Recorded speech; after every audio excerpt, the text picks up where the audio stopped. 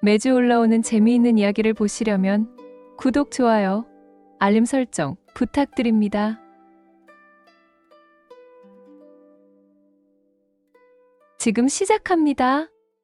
햇빛 한 줌도 새를 내라는 듯 이선준의 골방은 스산했습니다. 사흘 전 쌀독을 긁어먹은 것이 마지막이었지요. 선주는 꼿꼿이 편 허리를 애써 세운 채 맹자를 펴들었습니다. 책상에 가지런히 놓인 것은 오직 벼루와 붓뿐, 밥그릇은 보이지 않은 지 오래였습니다. 하늘이 장차 큰일을.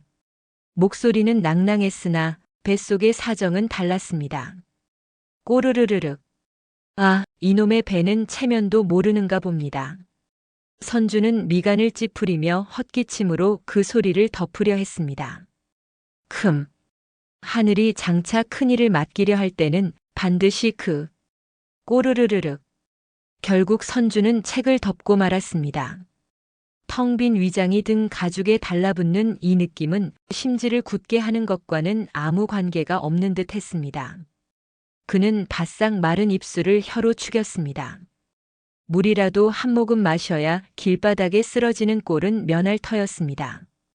그는 벽에 걸린 빛이 바래고 군데군데 달아 가끈히 위태로운 갓을 집어들었습니다. 도포는 빨래를 하도 해푸른 빛이 다 빠져나가 허연 옥색이 다 되었습니다.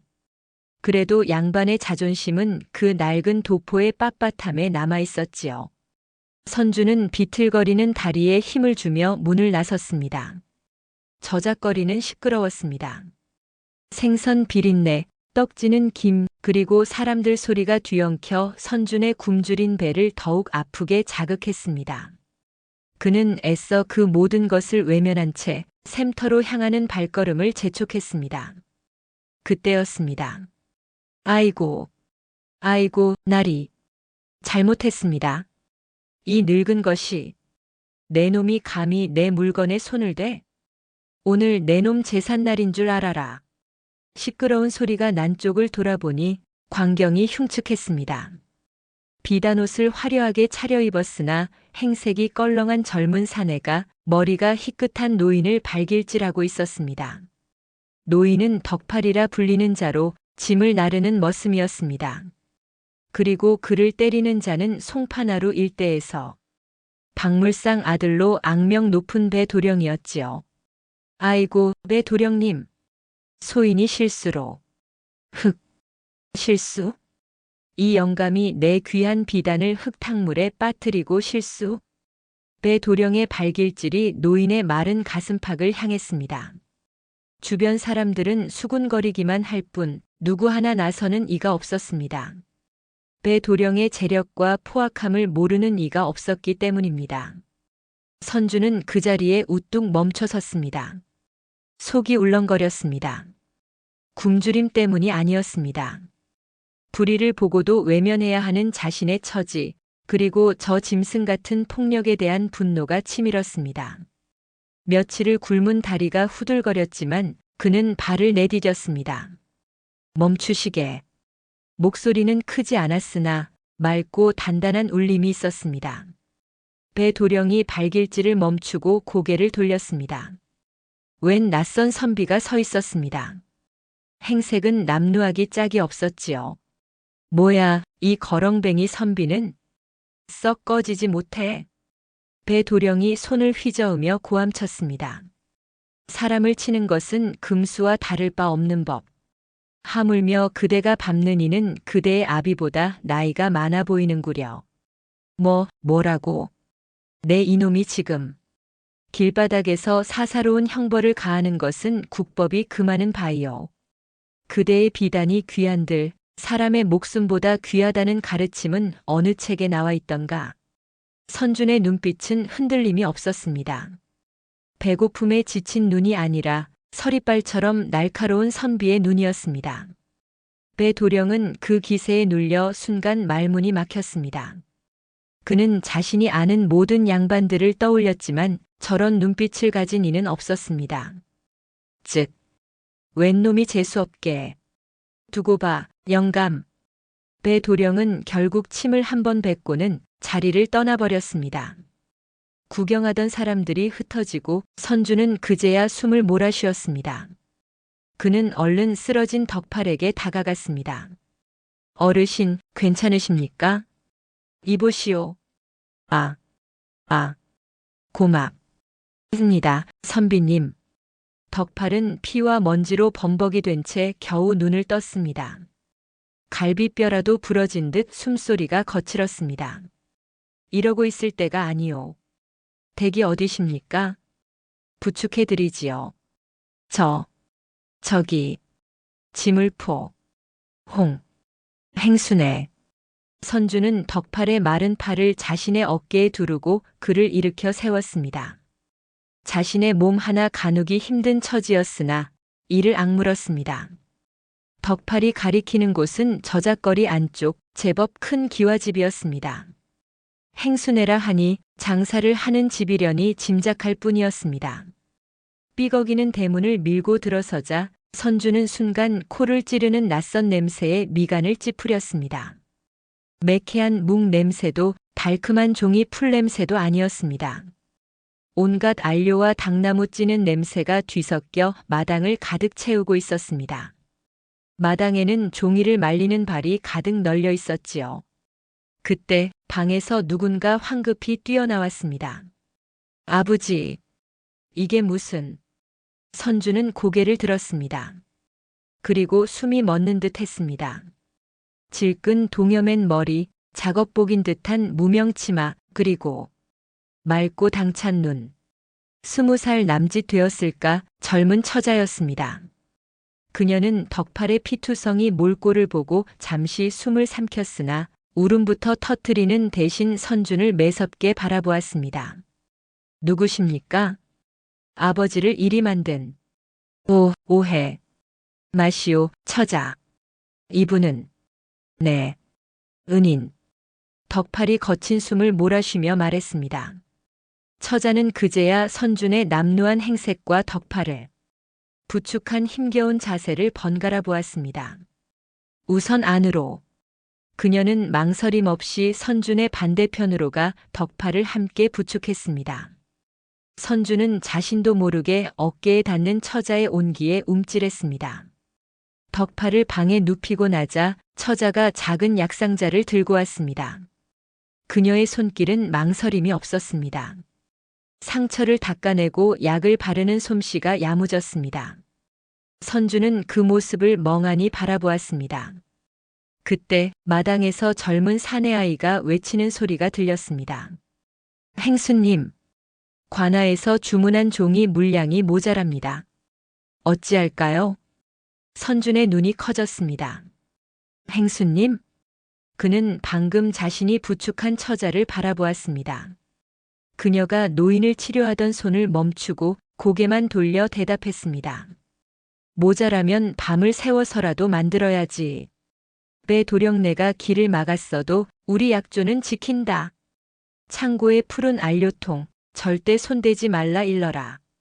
목소리는 맑았지만 그 안에 담긴 힘은 웬만한 산에 못지 않았습니다. 그녀가 다시 선준을 돌아보았습니다. 그리고는 깊이 고개를 숙였습니다. 아버지를 구해주신 은혜, 뭐라 감사를 드려야 할지 모르겠습니다. 저는 이 지물 공방을 맡고 있는 홍담이라 합니다. 선주는 아무 말도 할 수 없었습니다. 홍담, 행수, 이 어여쁜 처자가 장사치? 그것도 이 큰 공방을 이끄는 우두머리란 말인가. 선준의 머릿속은 사기의 화식 열전이 아니라 소학의 남녀유별 편으로 가득 차기 시작했습니다. 방금 전 느꼈던 묘한 설렘이 차갑게 식어내리는 듯 했습니다. 선비님? 어디? 불편하신 데라도. 다미가 고개를 갸웃하며 물었습니다. 선주는 자신의 굳은 표정을 애써 감추며 저도 모르게 쩌렁쩌렁한 헛기침을 내뱉었습니다.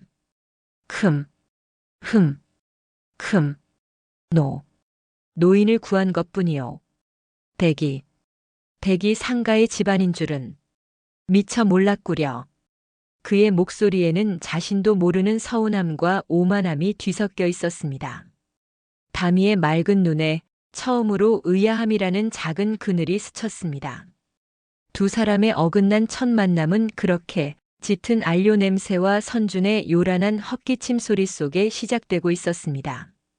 선준의 골방으로 돌아온 것은 몸뚱이였으나 정신은 콩밭, 아니 안료 냄새 가득한 지물포 마당에 가 있었습니다. 사흘을 굶은 배는 여전히 꼬르르륵 소리를 냈지만 이제는 그 소리마저 다미의 당찬 목소리에 묻히는 듯 했습니다. 행수라니.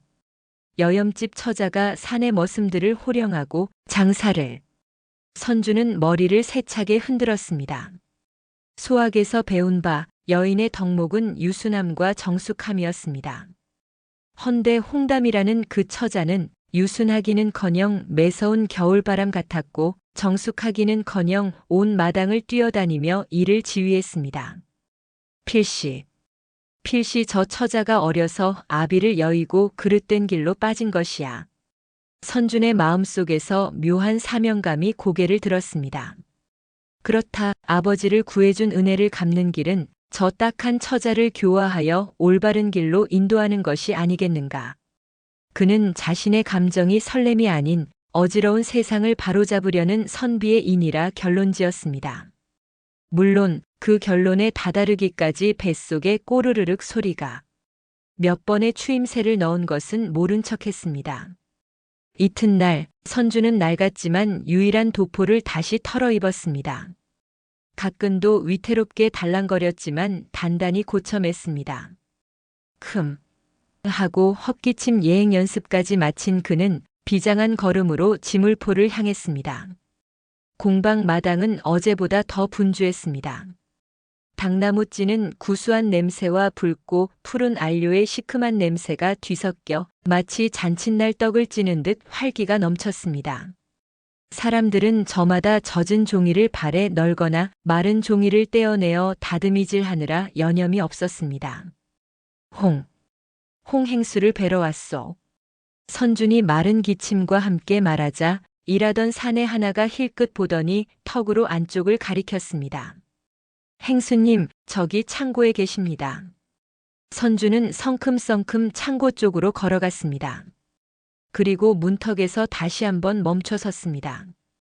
다미가 커다란 안료통 앞에서 웬 사내와 열띤 대화를 나누고 있었습니다. 그러니까 이 붉은색은 너무 탁하지 않느냐? 우리가 관아에 납품할 것은 맑고 고운 핏빛이어야 한단 말이다. 아이고, 행수님. 이게 최선입니다. 더 붉게 하려면. 최선이라니? 정서방, 자네 기술이 고작 이것뿐이었나? 붓을 대기도 전에 색이 죽지 않느냐 말이야. 다미는 소매를 걷어붙인 채 직접 나무 막대기로 통 안에 붉은 안료를 휘젓고 있었습니다. 뽀얀 볼에 붉은 물감이 톡 하고 튀어 있었습니다. 그 모습이 어찌나 생동감이 넘치는지 선주는 순간 할 말을 잃었습니다. 저것은 일을 하는 사람의 얼굴이었습니다. 선준이 자신의 존재를 알리기 위해 목청을 가다듬었습니다. 다미가 놀라 고개를 돌렸습니다. 아니, 선비님, 어쩐 일이십니까? 아버지는 어제보다 한결 나아지셨습니다. 노인장 문화는 그것이 아니고 선주는 말을 더듬었습니다. 준비했던 교화의 말이 목구멍에 걸린 듯 했습니다. 홍행수. 잠시 밖으로 나와. 이야기를. 무슨 말씀이신지 알 수 없으나 지금은 보시다시피 한창 바쁩니다. 저 안료색을 바로잡지 못하면 그깟 안료 따위가 무에 그리 중하단 말이오. 선준의 목소리가 저도 모르게 높아졌습니다. 교화의 대상이 자신의 말을 끊었다는 사실에 자존심이 상했던 게지요. 선비가 할 일은, 아니, 여염집 처자가 할 일은, 선주는 자신이 무슨 말을 하는지도 모른 채 맹자의 한 구절을 읊기 시작했습니다. 어디 여염집 처자가 대낮에 이리 사내들 틈에 섞여 소리를 높이는 것이, 그는 선비의 위엄을 보이려 뒷짐을 지고 방안을 천천히 거닐며 말했습니다. 다미와 일꾼들은 웬 선비가 와서 경을 읽나 하는 표정으로 멍하니 그를 바라보았습니다.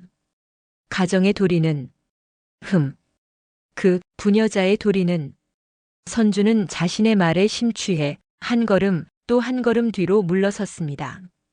그때였습니다. 다미가 미처 치우지 못한 마당 한가운데 놓인 커다란 붉은 안료통이 바로 그의 뒤에 있었습니다. 선비님, 뒤에. 다미가 다급하게 외쳤지만 때는 늦었습니다.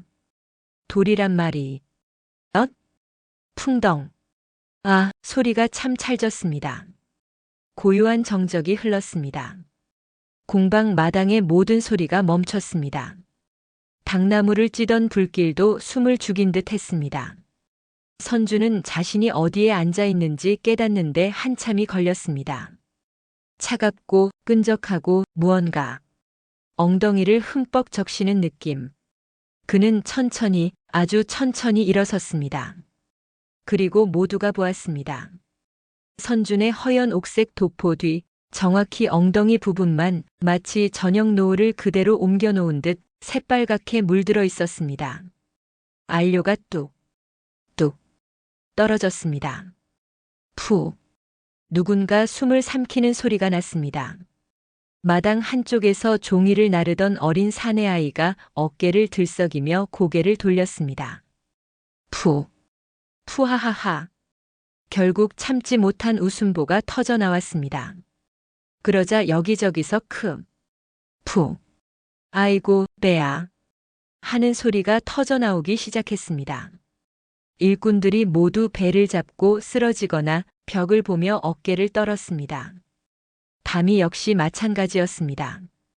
그녀는 두 손으로 입을 가렸지만 맑은 눈에는 이미 웃음기가 가득했습니다.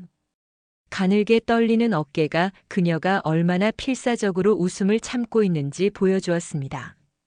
선준의 얼굴은 이제 엉덩이가 아니라 얼굴이 새빨개졌습니다. 그는 천하를 얻은 장군이 아니라 천하의 웃음거리가 된 죄인이었습니다. 에이. 무엄한. 그는 더 이상 교환은커녕 체면조차 차릴 수 없었습니다. 선주는 붉게 물든 엉덩이를 애써 가리려는 듯 도포 자락을 움켜쥐고 헛기침도 잊은 채 그야말로 주랭랑을 쳤습니다. 아이고, 선비님. 갓은. 다미가 웃음기 섞인 목소리로 외쳤지만 선주는 뒤도 돌아보지 않고 대문 밖으로 사라졌습니다. 마당에는 그가 떨어뜨리고 간 갓근 떨어진 갓 하나만 덩그러니 남아 있었습니다. 공방 안은 한바탕 웃음바다가 되었고 붉은 엉덩이 선비라는 별명은 그렇게 탄생하고 말았습니다. 다미는 붙인 명의의 상표와 인감으로만 공문을 처리했고 관청 출입은 늘 덕팔이 대리하였습니다. 선주는 골방에 틀어박혀 이틀간 두문불출했습니다. 붉게 물든 엉덩이, 아니 붉게 물든 체면 때문이었습니다. 낡은 도포는 아무리 빨아도 핏물처럼 엉긴 붉은 안료가 다 빠지지 않았습니다. 그는 굶주림보다 더 지독한 창피함에 몸을 떨었습니다. 상가의 무리에게 선비가. 그는 다시 맹자를 펴들었지만 글자가 눈에 들어오지 않았습니다. 자꾸만 공방 마당에서 배를 잡고 쓰러지던 일꾼들의 얼굴과 입을 가리고 어깨를 떨던 다미의 그 맑은 눈이 떠올랐습니다. 무엄한지고 그의 호통은 텅 빈 방을 울리지도 못하고 꼬르르륵 하는 뱃소리에 묻히고 말았습니다. 이제는 배고픔의 창피함까지 더해져 그야말로 죽을 맛이었습니다. 그 시각 다미는 마당 한 구석에 놓인 가끈 떨어진 갓을 물끄러미 바라보고 있었습니다. 붉은 엉덩이 선비. 일꾼들은 그날 이후 그 선비를 그렇게 불렀습니다. 아이고, 행수님. 그 선비 양반 낯빛이 허연 것이 꼭 사흘 굶은 사람 같던데요. 그러게 말입니다. 훈계는 어찌나 거창하시던지 밥심이 아니라 헛기침으로 사시나 봅니다. 일꾼들의 농담에 다미는 웃지 않았습니다. 힘에 부쳐 비틀거리던 선준의 마른 어깨가 떠올랐습니다. 그리고 상가인 줄은 몰랐구려라며 선을 긋던 그의 뻣뻣한 목소리도 생각났습니다. 덕팔이 아버지, 그 선비님 댁이 어디쯤인지 아시지요? 알다마다. 저기, 고개 넘어 다 쓰러져가는 골방 하나. 다미는 갓을 집어들었습니다. 그리고 창고로 가장 질 좋은 닭종이 한 묶음을 챙겼습니다. 선주는 맹물로 배를 채우고 간신히 누워 있었습니다. 천장이 빙빙 돌았습니다. 하늘이 장차 큰일을 맡기시기도 전에 굶어 죽을 판이었습니다. 그때 살인문 밖에서 어린아이 목소리가 들렸습니다.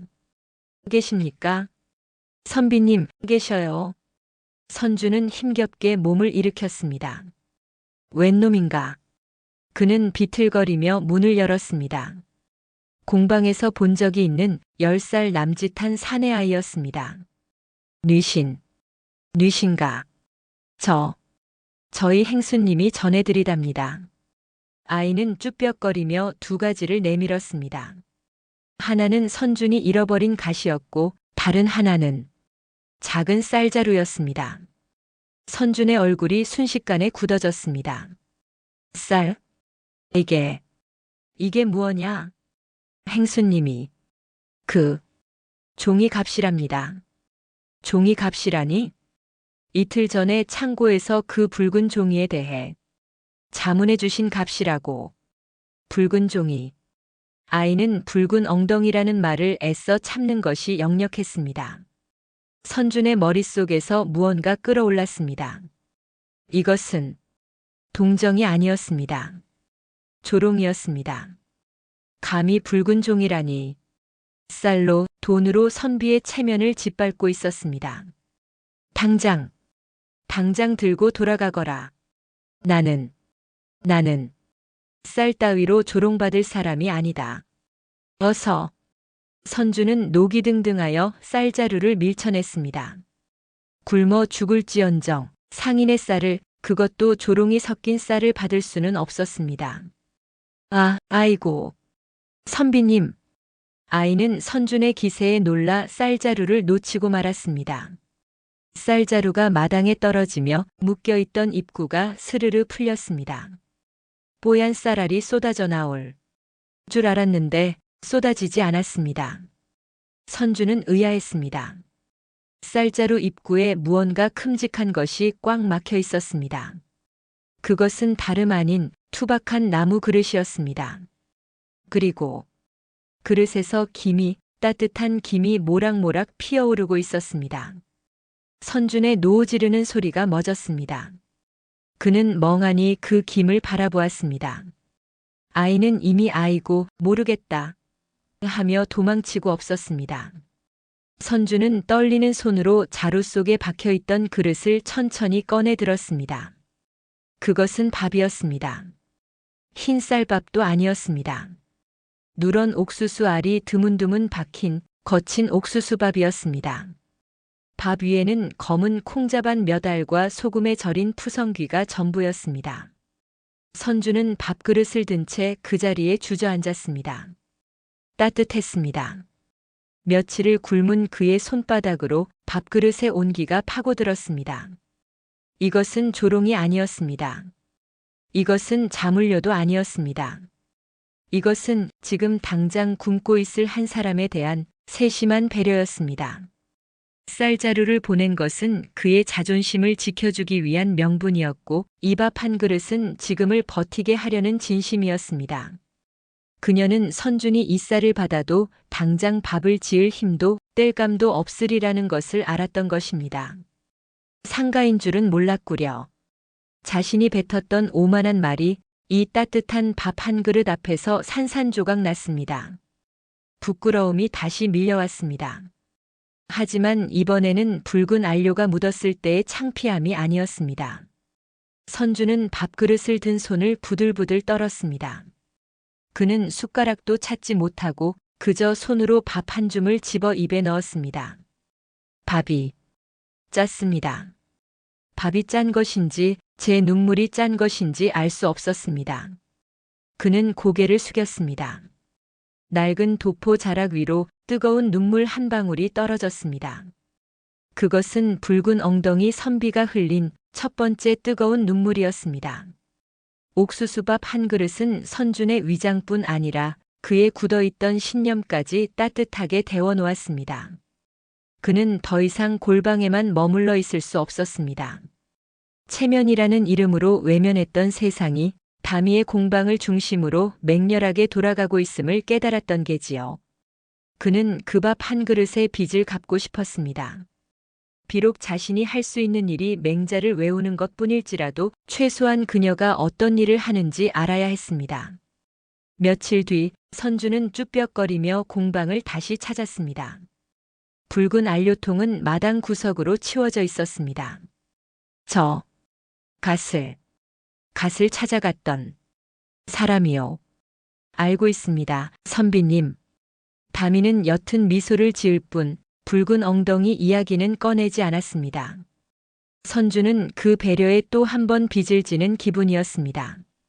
그는 며칠간 공방 마당 한 구석에서 묵묵히 그녀가 일하는 모습을 지켜보았습니다. 당나무를 찌고 종이를 뜨고 안료를 섞는 그 모든 과정이 그가 알던 상업이 아니라 치열한 창조의 과정임을 어렴풋이 깨닫기 시작했습니다. 특히 다미가 개발한 기름을 먹여 물에 잘 젖지 않는 특수 종이는 선준의 눈에도 신기하게 보였습니다. 이 종이는 참으로 기묘하군요. 물을 밀어냅니다. 비 오는 날에도 중요한 서찰이 젖지 않도록 만들었지요. 허나 찾는 이가 많지 않아 아직은. 다미의 말끝이 흐려졌습니다. 그리고 바로 그날 장터에서 일이 터지고야 말았습니다. 낮부터 먹장구름이 눌러왔고 장마철 경보가 돌아 장시엔 물건값 흥정보다 비 대비가 화제였습니다. 관아 납품길이 막힌 다미가 새로 개발한 종이를 알리기 위해 직접 장터에 좌판을 벌인 것이었습니다.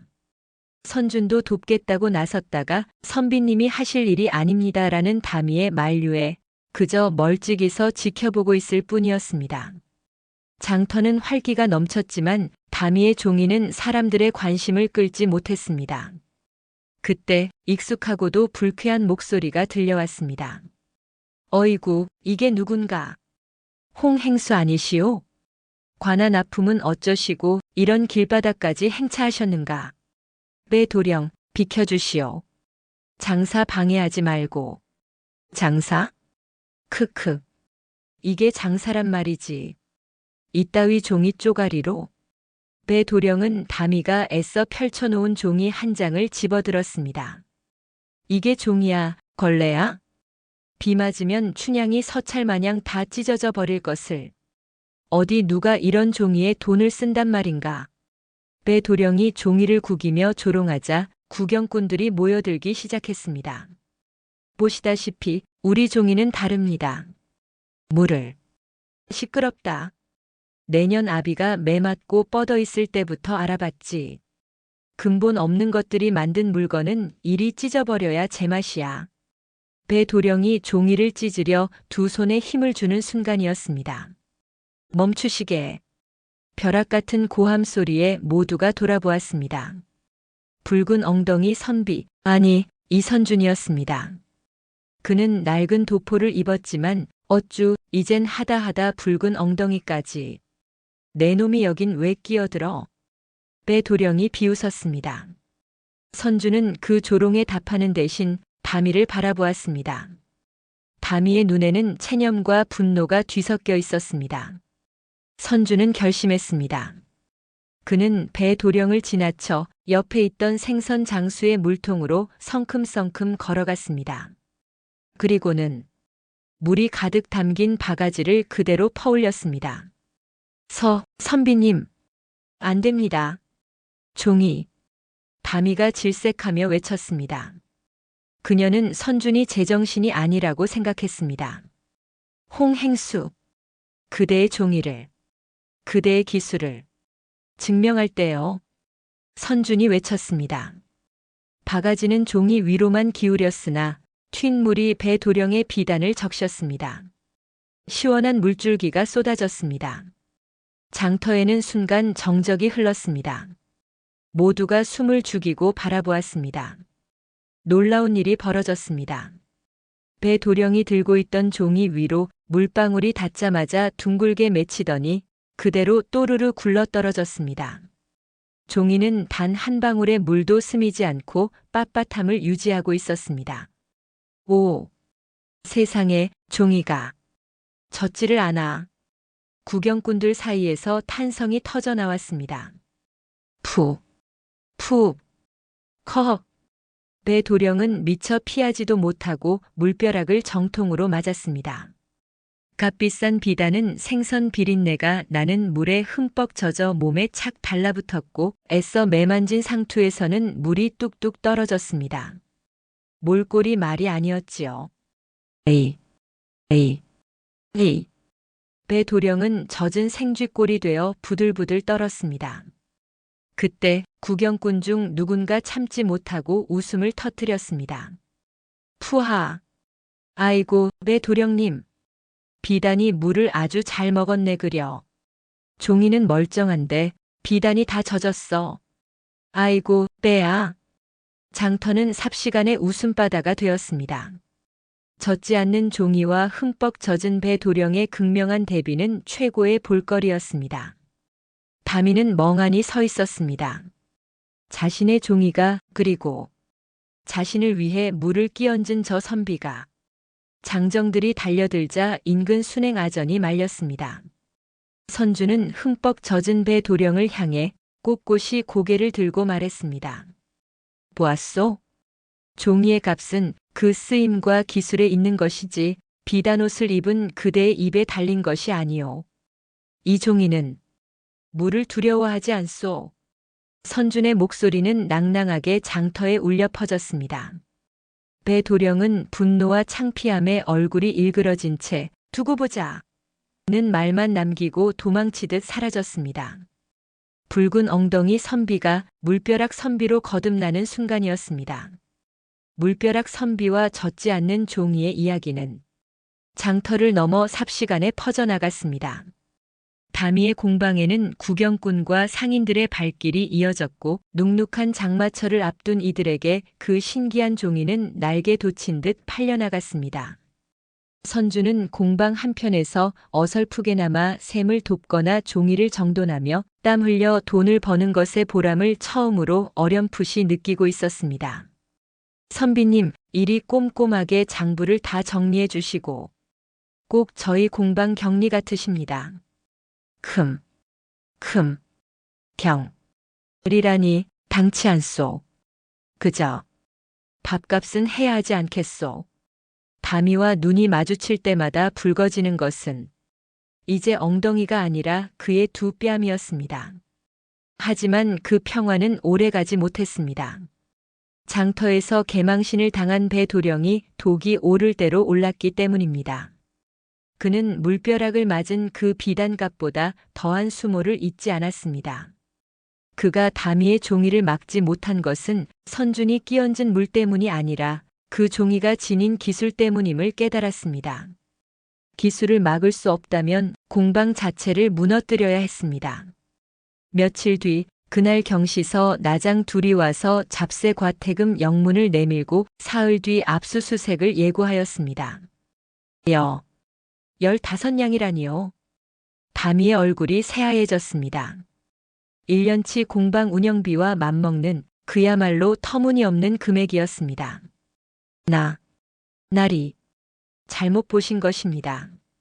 저희는 포졸들은 으름장을 놓고는 문을 거칠게 닫고 나가버렸습니다. 마당에는 찬물이 끼얹어진 듯 정적이 흘렀습니다. 15냥. 그것은 사흘 안에 마련할 수 있는 돈이 아니었습니다. 명백한 함정이었습니다. 행수님, 어찌합니까? 배 도령.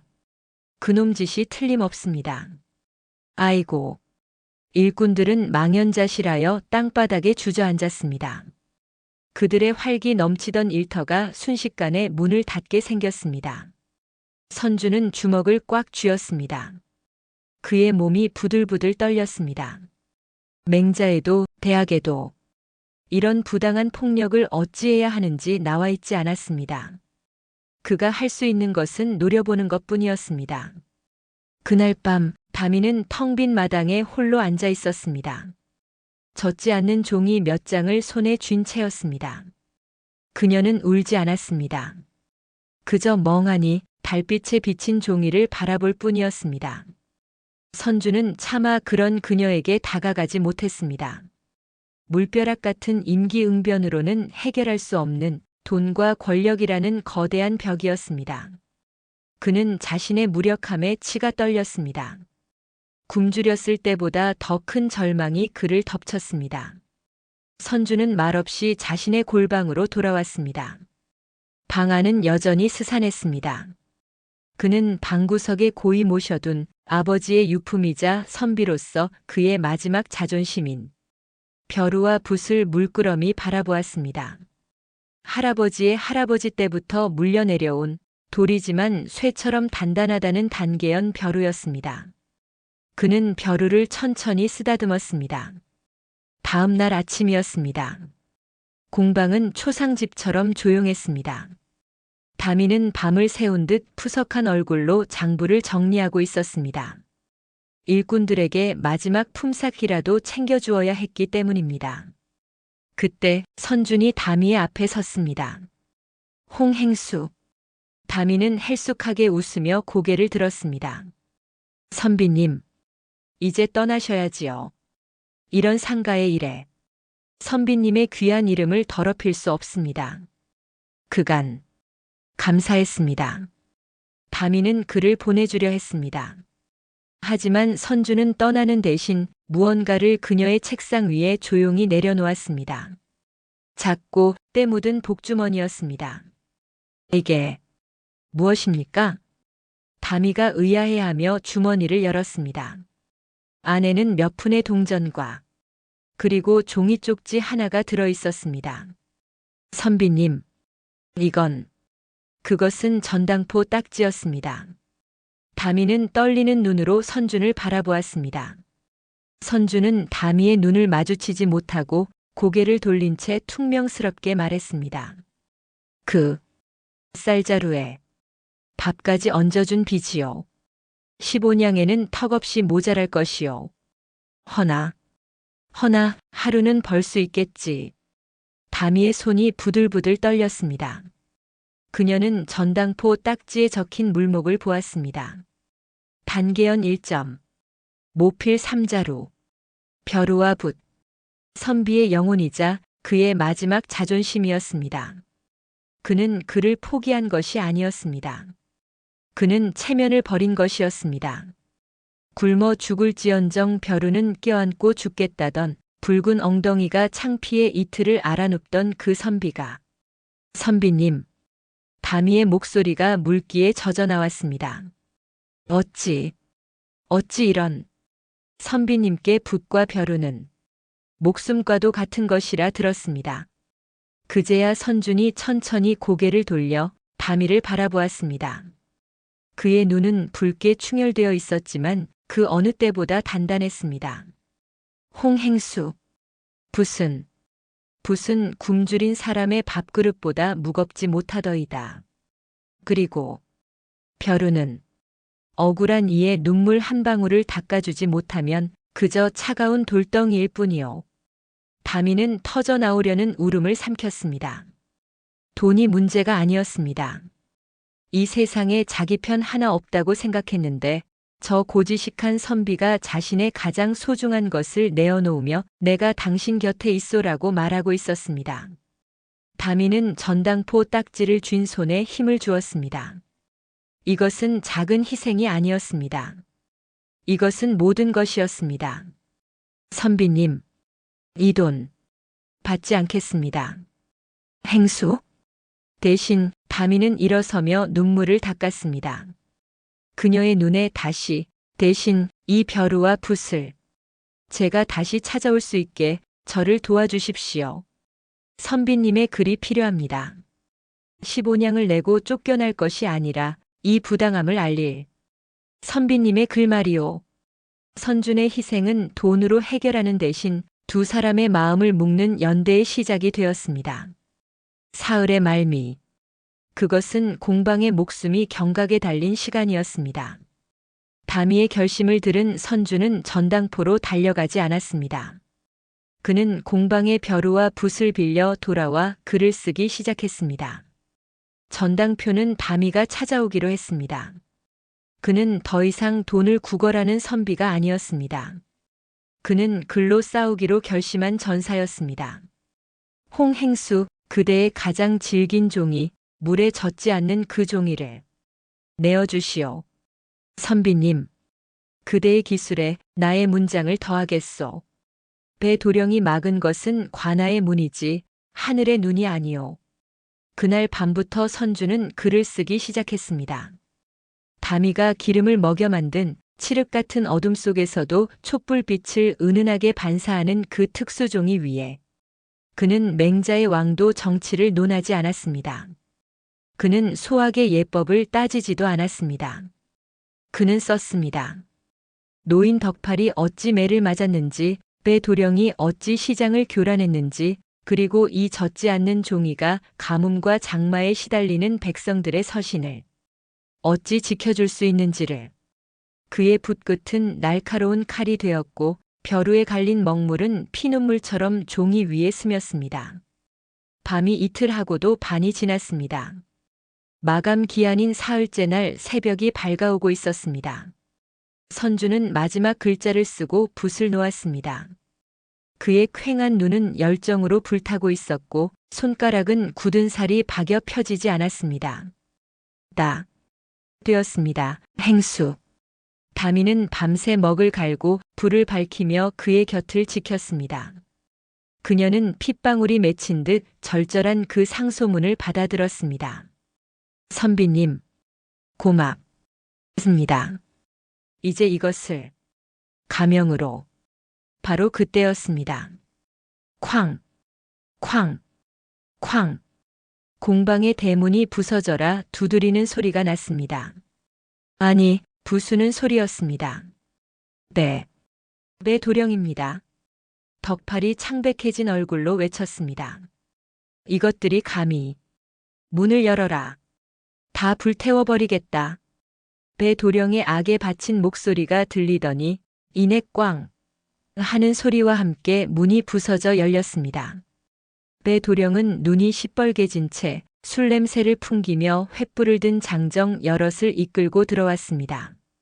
상소문이 올라가면 모든 것이 끝장이라는 것을 그도 알았던 게지요. 내년이 감히 상소. 배도령, 이 미친 짓을 당장 멈추시오. 선준이 낡은 도포를 입은 채 앞을 막아섰습니다. 비켜라, 붉은 엉덩이. 배도령이 낄낄거렸습니다. 오늘은 내 놈 엉덩이가 아니라 이 공방 전체를 붉게 물들여 주마. 저 종이 창고. 저기부터 불을 질러라. 장정 하나가 횃불을 들고 가장 큰 종이 창고로 달려갔습니다. 안 돼. 다미가 상소문을 품에 안은 채 창고를 막아서려 뛰어들었습니다. 잘 왔다. 그 종이랑 같이 타 죽어라. 장정이 다미를 향해 무자비하게 횃불을 내던졌습니다. 횃불은 포물선을 그리며 다미의 바로 앞으로 떨어졌습니다. 다미가 비명을 지르며 눈을 감는 순간 누군가 그녀의 앞을 막아섰습니다. 이선준이었습니다. 선준은 불꽃이 아닌 자루를 비틀어 붙잡아 물동이에 곧장 담갔습니다. 불길은 꺼졌지만 손등은 심하게 되었습니다. 공방 마당의 모든 소리가 멈췄습니다.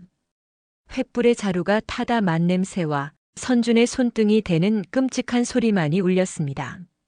선준의 이마에는 땀이 비오듯 흘렀지만 그는 쓰러지지 않았습니다. 그의 눈이 불보다 더 뜨겁게 배도령을 쏘아보고 있었습니다. 배도령조차 그 광경에 질려 뒷걸음질 쳤습니다. 저것은 선비가 아니었습니다. 선비님. 다미가 떨리는 목소리로 그를 불렀습니다. 선주는 대인 손을 부들부들 떨면서도 짐승 같은 신음소리 한 번 내지 않았습니다. 그가 천천히 이를 악물고 말했습니다. 이곳은 내 삶의 터전이 될 곳이다. 이제 글을 쓰던 그 손으로 자신의 삶의 터전을 지켜낸 것입니다. 저 미친놈이. 배도령은 그 도끼에 질려버렸습니다. 마침 멀리서 술라군이다 하는 소리가 들려오자 배도령과 장정들은 젠장 소리를 지르며 횃불을 내던지고 도망치기 시작했습니다. 선비님, 손이. 다미가 울부짖으며 선준에게 달려갔습니다. 그의 손등은 끔찍하게 타들어가 붉은 안료보다 더 붉은 피와 살이 뒤엉켜 있었습니다. 찬소. 선준은 비틀거렸지만 쓰러지지 않았습니다. 그는 멀쩡한 손으로 다미가 품고 있던 상소문을 가리켰습니다. 행수. 어서. 가시오. 하지만. 가서. 증명하시오. 우리의 종이가 우리의 글이 틀리지 않았음을. 그때였습니다. 마치 하늘이 돕는 듯 장대비가 쏟아지기 시작했습니다. 남은 불씨들이 비에 젖어 쓰러졌습니다. 다미는 빗속에서 불에 탄 손을 내민 선준을 바라보았습니다. 그녀의 눈에서는 비인지 눈물인지 모를 것이 흘러내렸습니다. 그녀는 상소문을 다시 고쳐 안았습니다. 비가 쏟아졌지만 기름 먹인 종이에 쓰인 선준의 글씨는 한자도 번지지 않고 뚜렷했습니다. 다미는 더 이상 울지 않았습니다. 그녀는 고개를 끄덕였습니다. 제가 증명하겠습니다. 선비님의 손이, 선비님의 글이 옳았음을. 그 밤 이내 무렵 다미는 술라군의 인도로 포도청에 야간 접수를 마쳤으며 서찰은 다음날 사원부에 이첩되었습니다. 다미 곁엔 덕팔이 증인으로 섰습니다. 다미가 빗속을 뚫고 가명에 도착했을 때 그녀의 손에 들린 젖지 않는 서찰은 그 자체로 가장 강력한 증거였습니다. 종이는 물 한 방울 스미지 않았으나 그 위에 쓰인 선준의 글씨는 감찰관의 마음을 흠뻑 적시기에 충분했습니다. 포도청 수사와 사원부 논핵이 이어지며 경시서 조사가 배도령과 아전의 결탁을 드러냈다. 배도령의 방화 시도와 관아와의 결탁은 만천하에 드러났고 그는 모든 재산을 몰수당한 채 멀리 유배를 떠나게 되었습니다. 그리고 1년이 흘렀습니다. 송파나루에서 가장 분주한 곳이 어디냐 물으면 사람들은 모두 한 곳을 가리켰습니다. 홍담이 지물포는 간데없고 그 자리에 선준 지물소상평청 납품처 현판이 걸렸다. 실무는 홍담 행수, 장부문책은 선준이 맡았다.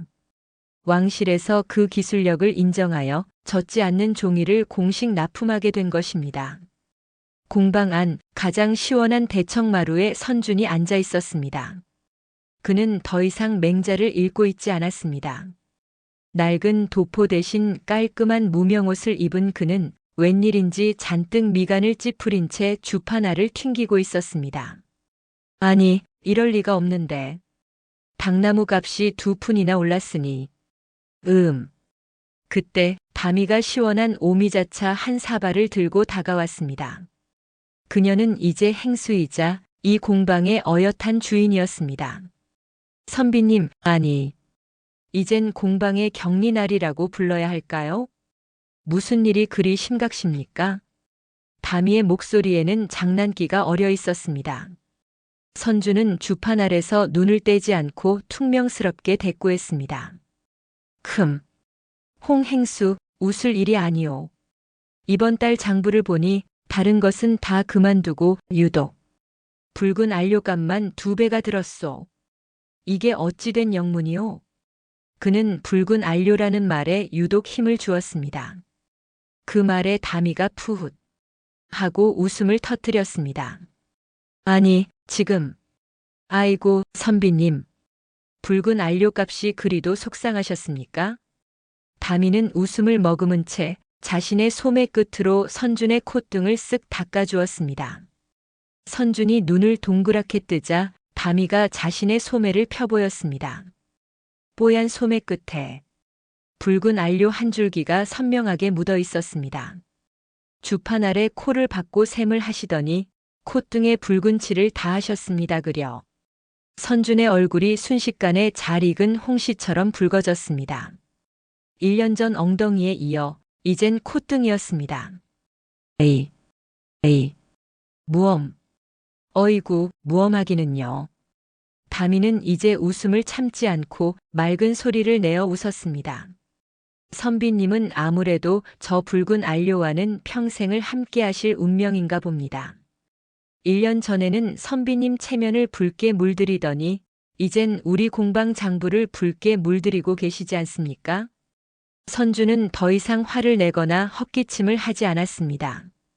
그는 자신의 붉어진 콧등을 멋쩍게 문지르며 다미를 물끄러미 바라보았습니다. 그는 자신의 왼손을 들어 보였습니다. 횃불을 움켜쥐었던 손입니다. 살이 아물었으나 불에 댄 흉터는 선명하게 남아 있었습니다. 그는 장부를 펼치기 전마다 불에 댄 왼손등을 한번 쓸어보는 버릇이 생겼다. 홍행수. 나는 이 흉터가 내가 버린 체면의 값이라 생각했소. 헌데 오늘 보니 이 흉터는 행수가 내게 안겨준 삶의 값이었구려. 그는 불타는 손으로 공방을 지켰고 다미는 그 부와 명예를 선준의 이름으로 돌려주었던 것입니다. 다미의 눈시울이 따뜻해졌습니다. 선비님, 그럼 제게는 무엇을 주시겠습니까? 선준은 빙그레 웃었습니다. 1년 전에는 상상도 못할 미소였습니다. 그는 흉터가 남은 손으로 다미의 손을 부드럽게 잡았습니다.